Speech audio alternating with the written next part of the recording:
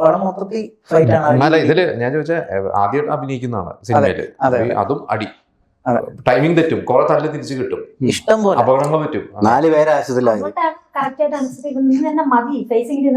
കുഴപ്പമില്ല.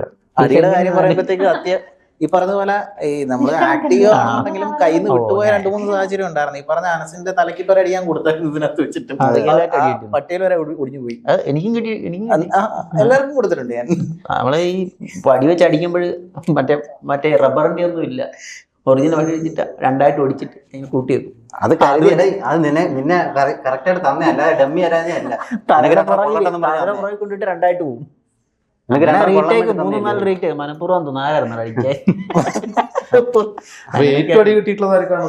എല്ലാവർക്കും കൊടുത്തിട്ടുണ്ട്. ഏറ്റവും ആളല്ലേ നായകനെ. നമുക്കൊന്നും അങ്ങനെ കൊണ്ട് ശീലമില്ല. ഇവരൊരു ടീമാ, അതുകൊണ്ടാ ഇവരൊരു ടീമാ. ഇങ്ങനെയൊക്കെയുള്ള അതെ ഞങ്ങൾ ഞാൻ തികച്ചും വ്യത്യസ്തമായിട്ടുള്ളൊരു. അതെ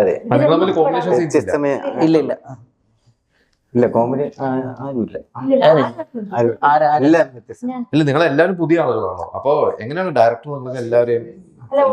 അല്ല ഇത് നമുക്ക് പറഞ്ഞു തരുന്നത്, ഞാൻ അത്യാവശ്യം ഇഷ്ടംപോലെ സീരിയൽ അഭിനയിച്ചിട്ടുണ്ട്, ഷോർട്ട് ഫിലിം ചെയ്തിട്ടുണ്ട്, ഇതിന് മുമ്പ് 5-6 സിനിമ ചെയ്തിട്ടുണ്ട്, ഒക്കെ ചെയ്തിട്ടുണ്ട്. പക്ഷെ നല്ലൊരു ക്യാരക്ടറേഷൻ കിട്ടുന്നു ഞാൻ പറഞ്ഞിട്ടുണ്ട് ഇതിലാണ്.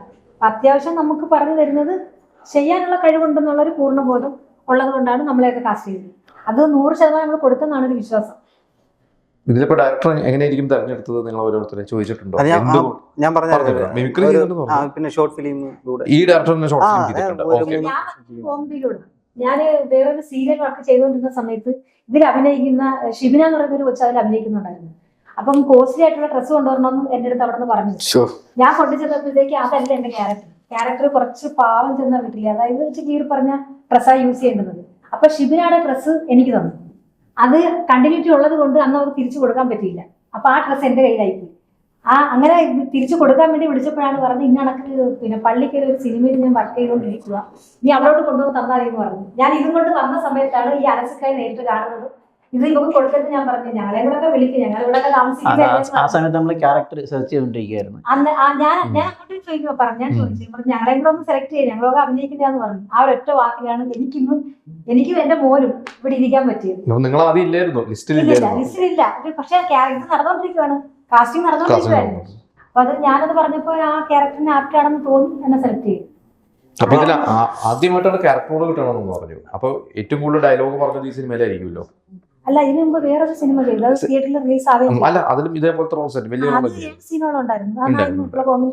അപ്പൊ അതുകൊണ്ട് അഭിനയിക്കാൻ എത്ര വലിയ ബുദ്ധിമുട്ടൊന്നുമില്ല. ഇതിൽ എത്ര വലിയ റോൾ കിട്ടിയപ്പോ അങ്ങനെ വലിയ കുഴപ്പമൊന്നുമില്ല. ബുദ്ധിമുട്ടൊന്നുമില്ല. മനസ്സിലൊരു ഇതുണ്ട്, കറക്റ്റ് അത് കിട്ടണം, അത് കിട്ടുന്ന